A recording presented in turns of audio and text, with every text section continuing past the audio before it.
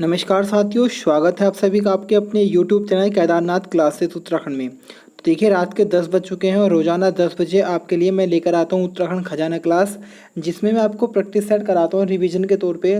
जिसके क्वेश्चन अगर हम बात करें तो कुछ क्वेश्चन आपके मॉडरेट लेवल के होते हैं और कुछ ईजी और कुछ हार्ड। एक प्रकार से हर तरह का पेपर बनाया जाता है। लगभग 10 क्वेश्चन ऐसे होते हैं जो अच्छे स्तर के हों, मतलब हार्ड हो, और बाकी हर लेवल के क्वेश्चन हम इसमें लेकर आते हैं। अगर आप तैयारी कर रहे हैं आगामी परीक्षाओं की, जैसे पटवारी, लेखपाल, और आने वाली है कई सारी वैकेंसी है, बाकी पुलिस कांस्टेबल, एसआई का पेपर है, फॉरेस्ट गार्ड का पेपर है, इस तरीके की आप तैयारी करें तो हमारे चैनल से जुड़ें और हमारी वीडियो को लाइक कीजिएगा, चैनल को सब्सक्राइब कीजिएगा। और कोई भी अगर आपको गलती हो तो आप कमेंट बॉक्स में कमेंट कर दीजिएगा। क्वेश्चन नंबर 1 है, फूलदेई का त्यौहार मनाया जाता है। तो देखिएगा, उत्तराखंड का प्रमुख त्यौहार है फूलदेई त्यौहार। इसको जो मनाया जाता है बच्चों, वो आपका चैत्र माह में मनाया जाता है। तो क्वेश्चन नंबर 1 का आंसर हमारा ए हो जाएगा, चैत्र माह। हिंदू नववर्ष के अनुसार प्रथम माह कौन सा होता है, ये आपको कमेंट बॉक्स में कमेंट करना है। क्वेश्चन नंबर 2 की तरफ बढ़ते हैं। अस्कोट के रजवाड़ों के इष्ट देवता कौन थे? तो अस्कोट के जो रजवाड़े हैं, इनके इष्ट देवता छुरमल देवता को माना जाता है। क्वेश्चन नंबर 2 का आंसर हमारा बी बिल्कुल सही हो जाएगा। क्वेश्चन नंबर 3 की तरफ बढ़ते हैं। क्वेश्चन नंबर 3 है, रामेश्वरम में किन नदियों का संगम होता है? तो रामेश्वरम की ये बात चली, जो आपका पिथौरागढ़ वाला रामेश्वर है। बाकी रामेश्वरम अगर हम बात करेंगे तो रामेश्वरम तमिलनाडु में, रामेश्वर है आपका उत्तराखंड में, उत्तराखंड के पिथौरागढ़ में। तो ये जो आपका रामेश्वर है किन नदियों के संगम पे है? तो सरयू और पूर्वी रामगंगा के संगम पे। क्वेश्चन नंबर 3 का आंसर हमारा डी हो जाएगा। क्वेश्चन नंबर 4 की तरफ बढ़ते हैं। क्वेश्चन नंबर 4 है, निम्न में कौन बद्रीनाथ क्षेत्र में पवित्र मानी जाने वाली पंचधारा में सम्मिलित नहीं है? तो देखिएगा, वशिष्ठ धारा का आपको उल्लेख नहीं मिलेगा, बाकी भृगुधारा, कुर्मधारा, इंद्रधारा, इनका उल्लेख आपको मिलेगा, लेकिन वशिष्ठ धारा का उल्लेख नहीं मिलेगा। तो क्वेश्चन नंबर 4 का आंसर आपका सी हो जाएगा। क्वेश्चन नंबर 5 है, NIBH को कब राष्ट्रीय दृष्टिबाधिता संस्थान का दर्जा दिया गया? तो क्वेश्चन नंबर 5 का आंसर हमारा बी हो जाएगा, 1979। ऑप्शन बी हमारा बिल्कुल सही है। वीडियो अच्छी लगी तो एक लाइक कीजिएगा और कमेंट करना ना भूलें। क्वेश्चन नंबर 6 है, पाबर या पब्बर दोनों नाम एक ही नदी के हैं तथा टोंस नदियों के संगम पर बसा जोनसार सीमांत नगर त्यूनी जो है, त्यूनी का प्राचीन नाम क्या है? तो देखिएगा, गुदिया खाटल त्यूनी का प्राचीन नाम है। मोस्ट इंपोर्टेंट क्वेश्चन है, ऐसे क्वेश्चन आपको जरूर देखने को मिलेंगे आगामी परीक्षाओं में। तो त्यूनी का प्राचीन नाम क्या है? गुदिया खाटल है। क्वेश्चन नंबर 7 है, डांडा नागराज को किस भगवान के रूप में पूजा जाता है? तो देखिएगा, डांडा नागराज की हम बात करें तो भगवान कृष्ण जी के रूप में इनको पूजा जाता है। क्वेश्चन नंबर 7 का आंसर हमारा ए बिल्कुल सही हो जाएगा। क्वेश्चन नंबर 8 की तरफ बढ़ते हैं। गढ़वाल के इतिहास में जोशियाड़ा कांड एक लूट हुई थी, तो इसका एक प्रकार से घटना किस समय ये घटी थी? तो ये घटना घटी थी वर्ष 1785 में, या ऐसे ही आता है कि जोशियाड़ा कांड कब हुआ था? 1785 में। ऑप्शन ए बिल्कुल सही है। क्वेश्चन नंबर 9 की तरफ बढ़ते हैं। क्वेश्चन नंबर 9 है, चोलीथात जिसके निकट प्रतिवर्ष 3 मई को मेला लगता है, ये कहाँ पे स्थित है? तो देखिएगा, आपने नाम सुना होगा, अगर हम बात करें वीर केसरी चंद का आपने नाम सुना होगा, वीर केसरी चंद। तो वीर केसरी चंद की अगर हम बात करें तो उनको फांसी दी गई थी 3 मई 1945 को। तो इन्हीं के उपलक्ष्य में 3 मई को देहरादून के चोलीथात में ये मेला लगता है। ऑप्शन डी हमारा बिल्कुल सही हो जाएगा, चोलीथात। बाकी आपको बताना है कि वीर केसरी चंद का जन्म कब हुआ था। और इसी प्रकार से एक पुस्तक भी लिखी गई है वीर केसरी के नाम पे, पंडित शिवराम जी के द्वारा। क्वेश्चन नंबर 10 है, कौन सी यात्रा उत्तराखंड में 5वां धाम यात्रा के नाम से जानी जाती है? तो आपको पता होगा 4 धाम है हमारे यहाँ पे, बद्रीनाथ, केदारनाथ, गंगोत्री, यमुनोत्री, और एक हमारे किस यात्रा को 5वां धाम का दर्जा दे दिया गया है?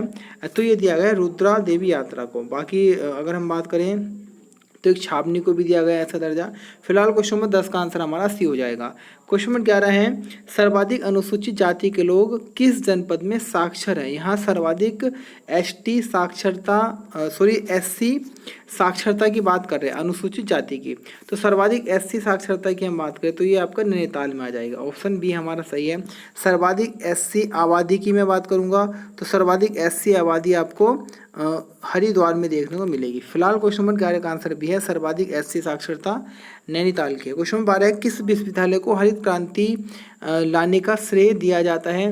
तो ये श्रेय दिया जाता है पंतनगर विश्वविद्यालय को, जो कि आपका ऊधम सिंह नगर में स्थित है। वर्ष 1960 में पंतनगर विश्वविद्यालय की स्थापना की गई थी। तो इसी ने हरित क्रांति का, इसको जननी भी हम या जन्मस्थली भी बोलते हैं। क्वेश्चन नंबर 12 का आंसर डी हो जाएगा। क्वेश्चन नंबर 13 है, पारडुली डैम किस नदी पर स्थित है? तो पारडुली डैम बच्चों पिंडर नदी पर स्थित है। क्वेश्चन नंबर 13 का आंसर हमारा डी हो जाएगा। क्वेश्चन नंबर 14 की तरफ बढ़ते हैं। क्वेश्चन नंबर 14 है, किस बद्री को प्रथम बद्री कहा जाता है? तो नाम से थोड़ा पता लग जाए, बृहद बद्री जो सबसे प्राचीन बद्री हो तो बृहद बद्री को ही प्रथम बद्री माना जाता है। ऑप्शन डी हमारा बिल्कुल सही है। क्वेश्चन नंबर 15 है, उत्तर प्रदेश पुनर्गठन विधेयक पर राष्ट्रपति ने कब हस्ताक्षर किए? तो आपको पता होगा जो हमारा राज्य उत्तराखंड बना है वो उत्तर प्रदेश को काट के बना हुआ था। तो ये राज्य बनाने के लिए जो प्रस्ताव जाएगा वो उत्तर प्रदेश की विधानसभा में भी जाएगा। तो उसको उत्तर प्रदेश पुनर्गठन विधेयक के नाम से जाना गया था, जिस पर राष्ट्रपति महोदय ने 28 अगस्त 2000 में सिग्नेचर किए थे।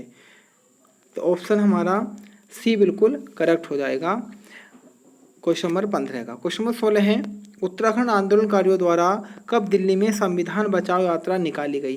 तो ये यात्रा निकाली गई थी बच्चों आपका 25 जनवरी 1995 को। मोस्ट इंपोर्टेंट क्वेश्चन है, ऐसे क्वेश्चन जरूर बनते हैं। उत्तराखंड आंदोलनकारियों द्वारा दिल्ली में संविधान बचाओ यात्रा कब निकाली गई? 25 जनवरी 1995। क्वेश्चन नंबर 17 है, चौबटिया उद्यान में कब हिल फ्रूट रिसर्च स्टेशन की स्थापना की गई थी? तो ये स्थापना की गई थी 1932 में। ऑप्शन ए हमारा बिल्कुल सही है। चौबटिया उद्यान की मैं बात करूं तो चौबटिया उद्यान की स्थापना 1869 में हुई थी और इसके चौबटिया उद्यान के अंतर्गत हिल फ्रूट रिसर्च स्टेशन आया था 1932 में। चौबटिया उद्यान अगर हम बात करें तो अल्मोड़ा के रानीखेत में स्थित है। वर्तमान में इसका नाम पंडित दीनदयाल उपाध्याय उद्यान रखा गया है। बाकी इसकी स्थापना जो हुई थी वो डब्ल्यू क्रा की देखरेख में हुई थी। ये भी आपको याद कर चल लेना है। क्वेश्चन नंबर 18 की तरफ बढ़ते हैं। हीरू देववा व शिरोमणि जोशी किस चंद राजा के सेनापति थे? तो हीरू देववा और शिरोमणि जोशी की हम बात करें तो उद्धव चंद के सेनापति थे। ऑप्शन सी हमारा बिल्कुल सही हो जाएगा। क्वेश्चन नंबर 19 की तरफ बढ़ते हैं। पूर्व काल में सिंचित भूमि को क्या कहा जाता था? तो ये कहा जाता था केदार भूमि। जो सिंचित भूमि होगी उसको केदार भूमि और जो एक प्रकार से असिंचित भूमि होगी उसको सारी भूमि कहा जाता था। दोनों याद करने हैं, सिंचित भूमि केदार भूमि और सारी भूमि जो होगा वो असिंचित भूमि होगी। किस काल में? पौरव काल में या पर्वताकार राजवंश के नाम से भी इसको हम जानते थे। क्वेश्चन नंबर 20 है, जो बुरांस है हमारा राज के वृक्ष, तो बुरांस को कब संरक्षित घोषित किया गया? यानी कि इसके काटने पर एक कठिन सजा का प्रावधान कर दिया गया, उसको संरक्षण में ला दिया गया क्योंकि इसका अधिक कटान हो रहा था। एक प्रकार से जो वन माफिया होते हैं, चोरी करते हैं लकड़ियों की, उनके द्वारा। तो 1974 में इसको संरक्षित घोषित किया गया था। क्वेश्चन नंबर 20 का आंसर बच्चों हमारा ए हो जाएगा 1974। क्वेश्चन नंबर 21 है, किस बुग्याल के पास देवी कुंड ठंडे पानी का कुंड है? तो ये है आपका सुंदर ढूंगा बुग्याल के पास में। तो क्वेश्चन नंबर 21 का आंसर हमारा डी बिल्कुल करेक्ट हो जाएगा, सुंदर ढूंगा बुग्याल। क्वेश्चन नंबर 22 है, निम्न में से किन्हें अंग्रेजों ने राय बहादुर की उपाधि दी थी? तो ये उपाधि दी थी सोबन सिंह जीना जी को। क्वेश्चन नंबर 22 का आंसर हमारा डी हो जाएगा कि अंग्रेजों ने राय बहादुर की उपाधि किसे दी थी? सोबन सिंह जीना। ऑप्शन डी हमारा सही है। क्वेश्चन नंबर 23 है, अभी तक उत्तराखंड में 4 बार विधानसभा चुनाव हो चुके हैं, सर्वाधिक मतदान। देखो अगर हम बात करें 2022 से पहले, 2022 को मिला के हम बात करें तो 5 विधानसभा चुनाव हो चुके हैं। लेकिन ये क्वेश्चन जो है प्रैक्टिस सेट में पहला है तो इसमें से 4 की इसमें चर्चा की गई है। तो इसमें जो तीसरी विधानसभा के चुनाव हुए थे उसमें सर्वाधिक मतदान हुआ था किसी भी चुनाव के मुकाबले। तो ऑप्शन ए बिल्कुल सही हो जाएगा। क्वेश्चन नंबर 24 है, जिला पंचायत के मुख्य सचिव के रूप में काम करता है। तो ये काम करता है आपका मुख्य विकास अधिकारी। ऑप्शन डी हमारा बिल्कुल सही हो जाएगा। ऑप्शन डी हमारा सही है, जिला पंचायत के मुख्य सचिव के रूप में कौन कार्य करता है? मुख्य विकास अधिकारी। क्वेश्चन नंबर 25 है, उत्तराखंड के प्रथम निर्वाचित विधानसभा के अध्यक्ष कौन थे?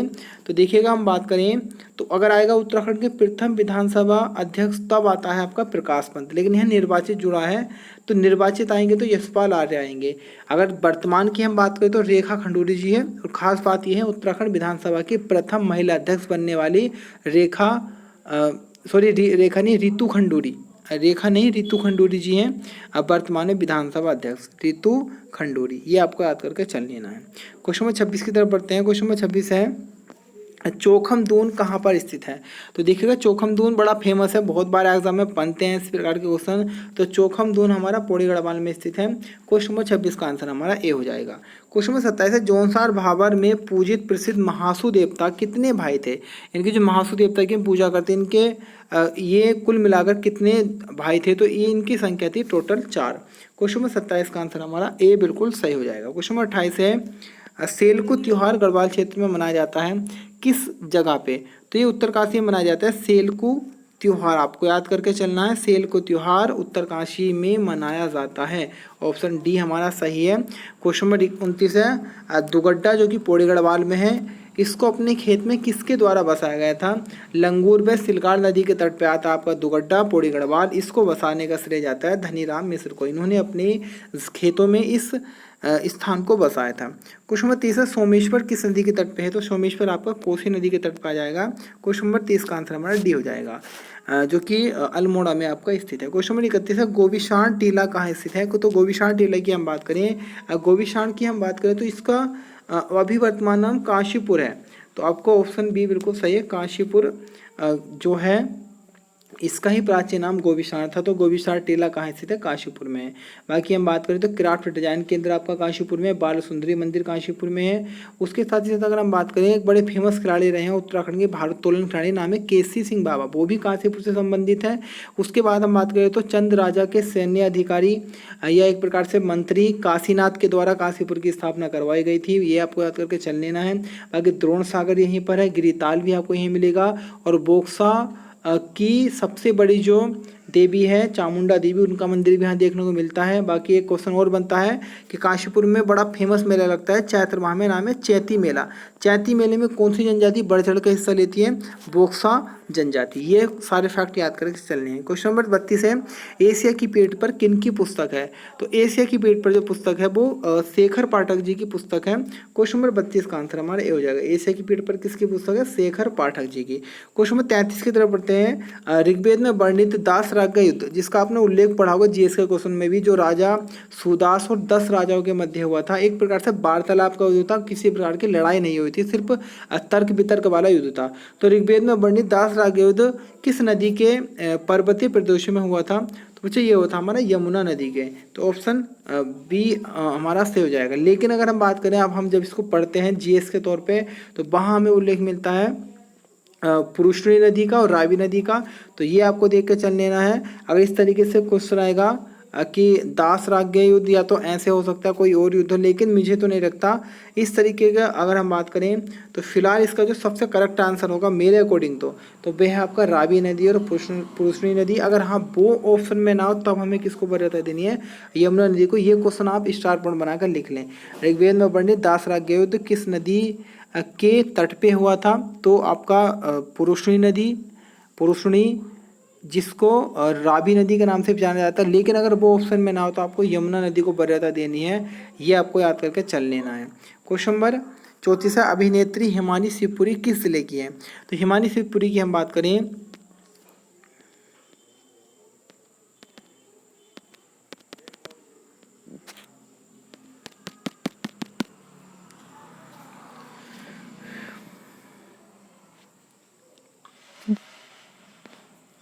तो इनका संबंध है रुद्रप्रयाग से। क्वेश्चन नंबर 34 का आंसर हमारा डी हो जाएगा। क्वेश्चन नंबर 35 है, आपने नाम सुना होगा, बड़े फेमस सिंगर हैं, फिलहाल ये भारत में भी इनका बहुत अधिक नाम चल रहा है, नाम है पवनदीप राजन।